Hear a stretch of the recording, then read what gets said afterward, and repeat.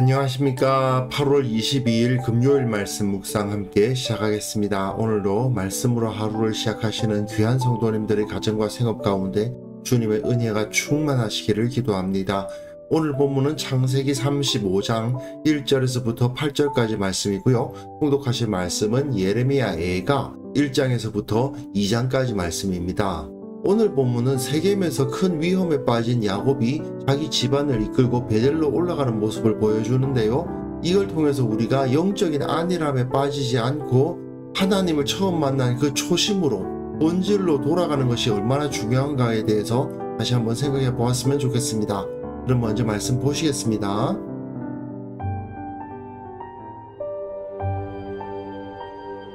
하나님이 야곱에게 이르시되 일어나 베델로 올라가서 거기 거주하며 네가 내 형 에서의 낯을 피하여 도망하던 때에 내게 나타났던 하나님께 거기서 제단을 쌓으라.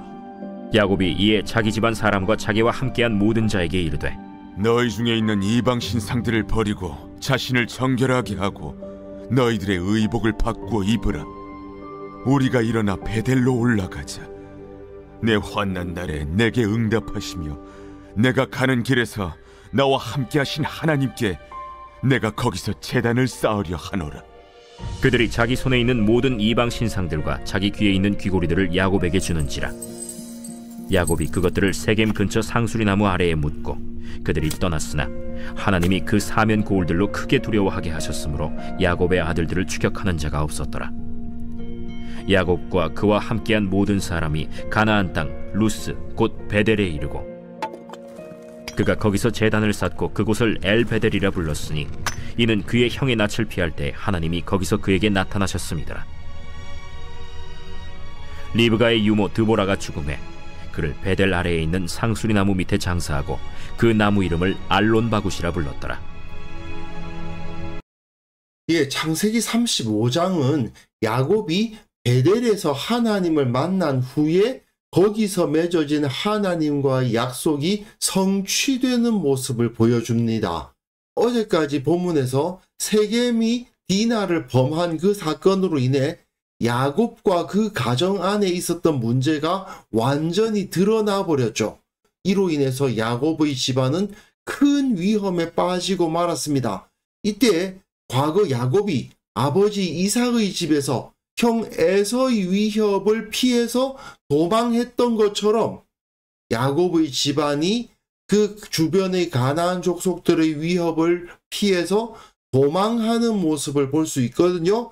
바로 이때 하나님께서는 야곱에게 나타나셔서 그의 원래 위치가 어디였던가를 보여주시는 거죠.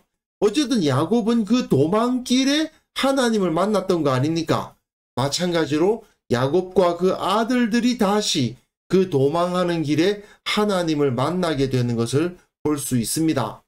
하나님이 야곱에게 이르시되 일어나 베델로 올라가서 거기 거주하며 내가 내 형 에서의 낯을 피하여 도망하던 때에 내게 나타났던 하나님께 거기서 제단을 쌓으라. 내 형 에서의 낯을 피하여 도망하던 때 하나님을 처음으로 제대로 만났을 때 아닙니까? 돌로 베개 베고 자다가 꿈에서 하나님을 만났던 그곳 베델로 올라가라고 하나님께서 말씀을 하시죠. 그런데 이 베델로 올라간다는 것이 상당히 중요한 의미를 가지고 있죠. 첫 만남의 자리로 돌아가라는 이야기이기도 하고 또한 거기서 네가 나에게 서원했던 것을 지키라고 말씀하시는 것이기도 합니다. 베델에서 야곱을 만나주신 이야기가 창세기 28장에 기록되어 있는데 하나님께서 그때 야곱에게 하신 약속은 완전히 지켜지고 있어요. 내가 너와 함께 있어 네가 어디로 가든지 너를 지키며 너를 이끌어 이 땅으로 돌아오게 할지라. 하나님께서 이것을 지켜주시지 않았습니까? 라반의 집에 있을 때에도 하나님은 야곱과 함께 하셨고 그를 지켜주셨어요. 그리고 이 땅으로 돌아오게 하셨죠. 내가 네게 허락한 것을 다 이루기까지 너를 떠나지 아니하리라. 하나님께서는 지금까지 그를 떠나지 않으시고 그를 붙드시고 계셨잖아요. 그러니까 그 약속은 계속 진행되고 있고 계속 이루어져 갈 겁니다. 그런데 야곱은 과연 그 약속을 지켰는가? 야곱이 잠에서 깨어나서 하나님이 나와 함께 계셔서 내가 가는 이 길에서 나를 지키시고 먹을 떡과 입을 옷을 주시어 내가 평안히 아버지 집으로 돌아오게 하시오면, 이렇게 되어 있잖아요. 자, 여기서 하나님은 분명히 너를 이끌어 이 땅으로 돌아오게 할지라 되어 있는데, 야곱은 그때 내가 평안히 아버지 집으로 돌아가게 하시오면 이라고 했어요. 야곱은 하나님께 자기가 아버지 집으로 돌아올 수 있도록 해달라고 기도를 한 셈이에요.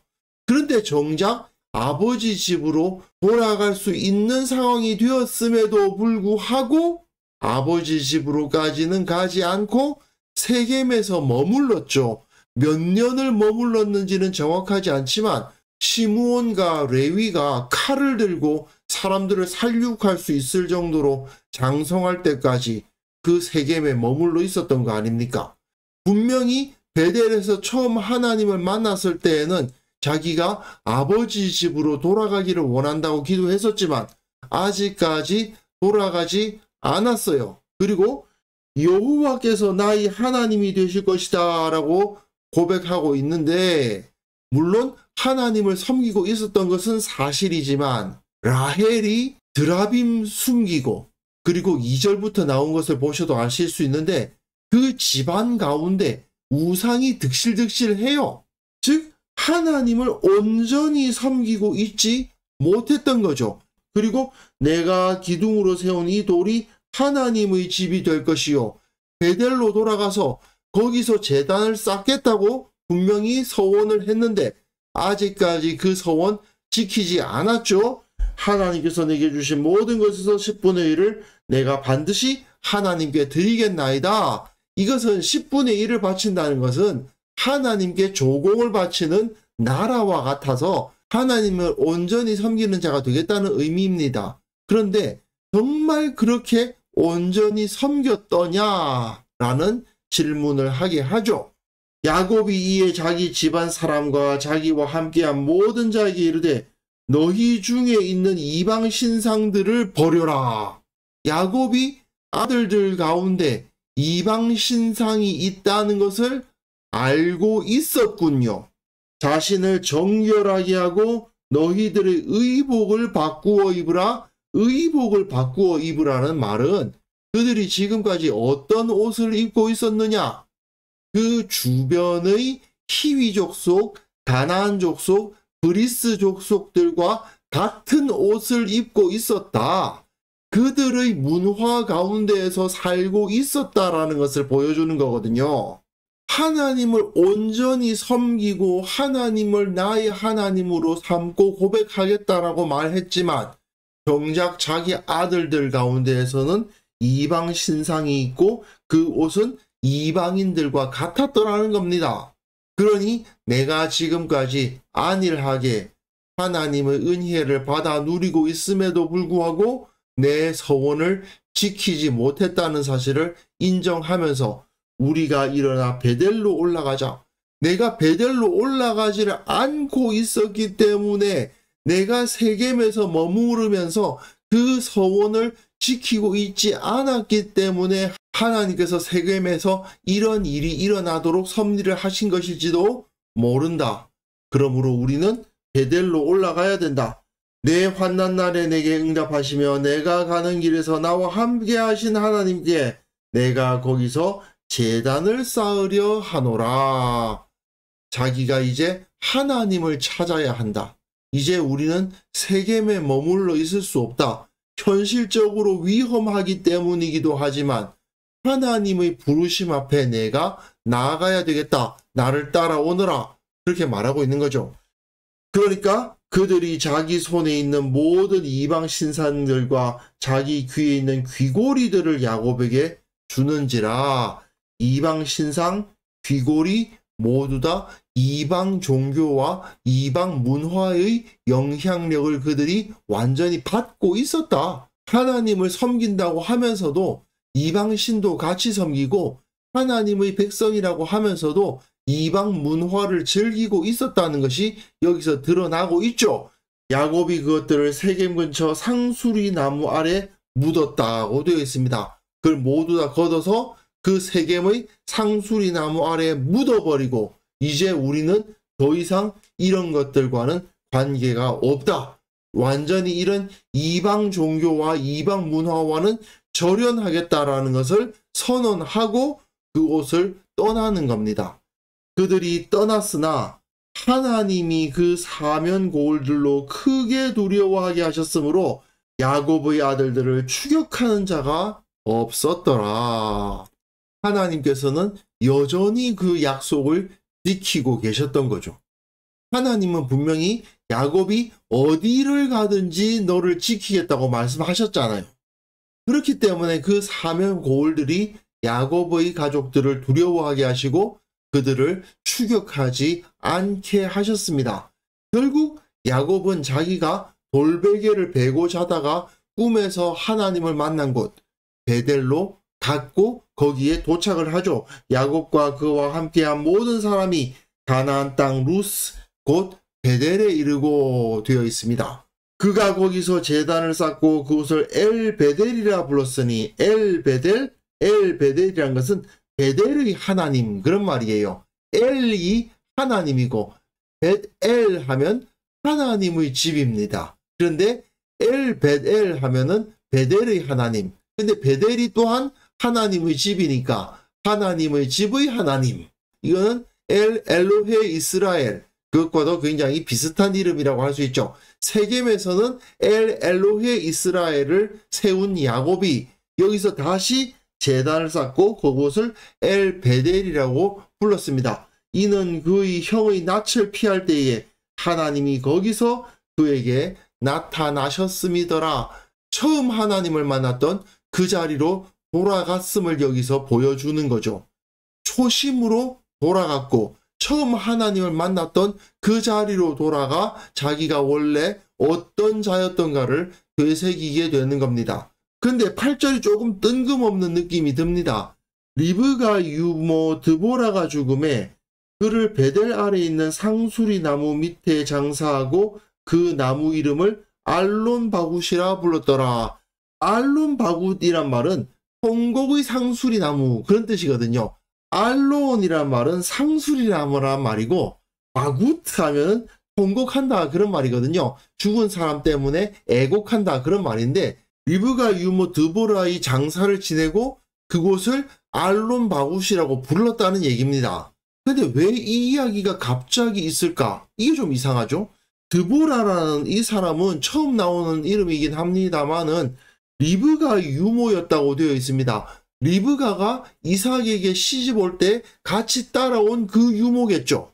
그 사람이 누구하고 같이 있었겠어요? 당연히 야곱의 어머니 이삭의 처인 리브가와 같이 있었을 겁니다. 그러면 지금 리브가가 어디 있느냐 하면요. 내일 본문에서 사실은 나오는데 리브가와 이삭이 헤브론에 있었거든요. 그러면 드보라는 헤브론에 있었단 말입니다. 그런데 지금 여기는 어디예요? 베델입니다. 원래 야곱이 아버지 집을 떠날 때 아버지는 여기 브엘세바에 있었어요. 그런데 그동안 세월이 좀 지났잖아요. 20년 넘게 거의 30년 가까이 됐을 수도 있어요. 그 정도 시간이 지나는 동안 이삭의 집이 이리 헤브론으로 기럇 여아림인데 이쪽으로 이동을 했나 봐요. 그런데 세겜에서 살고 있던 야곱이 베델로 옮겼단 말입니다. 그러면 여기가 베델이고 여기가 헤브론인데 드보라는 당연히 헤브론에 살고 있었는데 장사 지내기를 어디에 장사 지냈다고요? 여기 베델에 와서 장사를 지냈다는 거예요. 근데 아니 그것까지는 좋은데 왜 굳이 이렇게 8절에서 리브가 유모 드보라가 베델에 장사 지내줬다라는 것을 굳이 밝히고 있을까? 이거는 앞에서 세겜의 상수리 나무 밑에 그 이방 신상들과 귀고리들을 묻었던 것과 리브가 유모 드보라를 베델 아래 있는 상수리 나무 밑에 장사한 것이 연결되어 있는 것이 아닌가 생각이 됩니다. 모세는 어떤 확실한 사건을 표현하기 위해서 두 번의 기록을 남기기를 좋아하거든요. 야곱이 하란으로부터 올 때에 함께 온 문화와 사람들이 그 베델에 다 묻혔다라고 말하고 있는 거죠. 리브가 역시 하란에서 온 사람 아닙니까?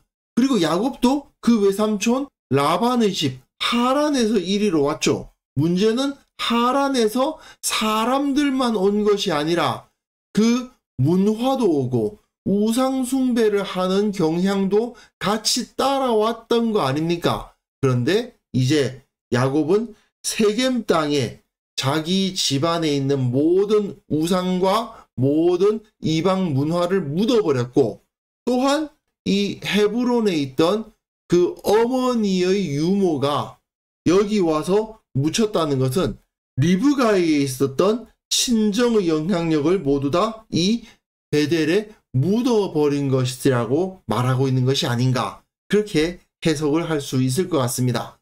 조금 무리한 해석이라고 할 수도 있지만요, 이 베델이라는 지역 자체가 야곱이 과거의 죄악들로부터 완전히 절연하고 처음 하나님을 만났던 그 자리로 돌아간다는 의미를 가진 곳이기 때문에 이렇게 해석할 수 있을 것 같습니다.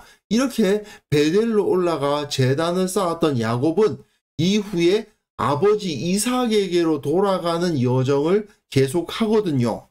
여기 베델에 계속 있었던 것이 아니라 아버지가 헤브론에 있었기 때문에 헤브론으로 이동해 가게 될 겁니다. 이것은 하나님의 약속이 이행되고 있고 이후에도 계속 하나님의 도우심은 이어질 것임을 보여주는 것이기도 해요. 왜냐하면 야곱이 처음에 베델에서 하나님을 만났을 때 자기가 기도하기를 아버지의 집으로 돌아가겠다고 말했잖아요. 그 기도대로 하나님께서는 계속 섭리해 가시는 거니까요. 그리고 그 과정을 통해서 하나님은 야곱과 그 아들들 가운데 있는 죄악들을 드러내시고 치유해 가실 것을 오늘 본문에서 짐작할 수 있습니다. 자, 우리는 영적으로 무너져 있음에도 불구하고 그 사실을 깨닫지 못하면서 그냥 일상이 지나가고 있는 경우가 꽤 많습니다. 그러다가 어떤 특별한 계기가 있어서 내가 영적으로 많이 무너져 있구나 하는 것을 깨닫게 되곤 하죠. 야곱도 세겜에서 정말 아무 일 없이 머물고 있었다면 그가 베델에서 하나님을 만났던 것과 거기서 서원했던 것을 잊어버린 상태로 계속 시간을 보내고 있었을지도 모르죠. 그리고 그렇게 안일하게 머물러 있다가 그 가정 가운데 우상숭배는 계속 만연하고 아들들 사이의 반복은 더 심해지고 계속 그 가정은 점점 더 어려워지는 상황으로 빠져들어갔을 수도 있습니다. 그렇기 때문에 하나님께서는 야곱과 그 아들들의 문제를 해결하시기 위해서 섭리를 진행하신 거라고 생각할 수 있겠습니다.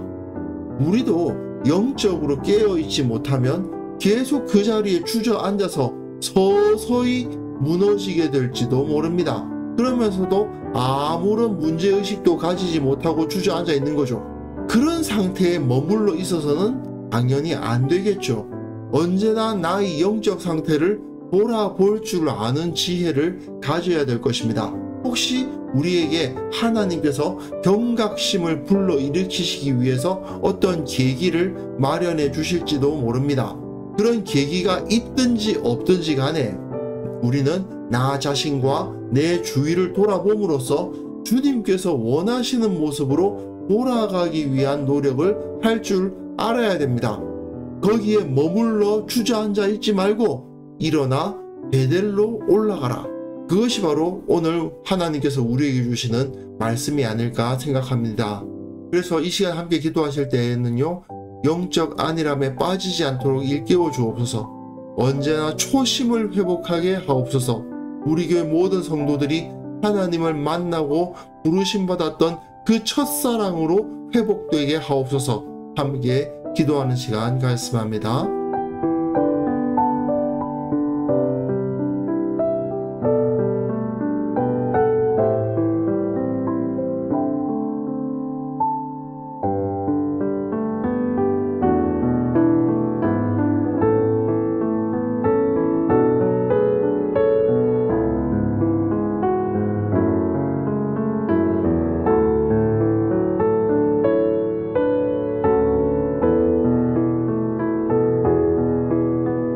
아버지, 우리가 영적인 안일함에 빠져서 거기에 머물러 있지 않도록 도와주시고 일깨워 주시고 초심을 회복할 수 있도록 우리에게 비전을 보여주옵소서. 우리 교회의 모든 성도들 하나님을 만나고 부르심받았던 그 첫사랑의 자리로 돌아갈 수 있도록 도와주시고 언제나 주님의 영광을 위해서 살아간다는 그 의지가 새롭게 되게 하여 주옵소서. 한국 교회를 위해서 또한 기도합니다. 정말 초창기에 복음이 처음 들어왔을 때 그 열정과 간절함이 이 한국 교회에 회복되기를 원합니다. 주님, 한국 교회가 교회로서의 본질이 온전히 회복되어야만 되겠사오니 주께서 은혜를 베풀어 주시고 무너진 부분을 회복하여 주옵소서. 아버지, 오늘도 주님께서 우리를 지켜주시기를 원합니다. 세상의 여러 가지 영향력 가운데 우리가 흔들릴 수 있고 욕심과 두려움 가운데 무너질 수도 있는 우리의 연약함을 주님께서 잘 아십니다. 주님께서 불쌍히 여겨주시고 더욱더 강건하게 도와주시고 담대히 세상에 맞설 수 있는 믿음을 허락하여 주시는 하루를 경험하게 하여 주옵소서. 그것으로 인해서 우리가 감사와 기쁨을 경험하고 주님께 영광 돌리는 하루를 살아갈 수 있도록 이끌어 주시기를 원하옵고 예수님의 이름으로 기도합니다. 아멘.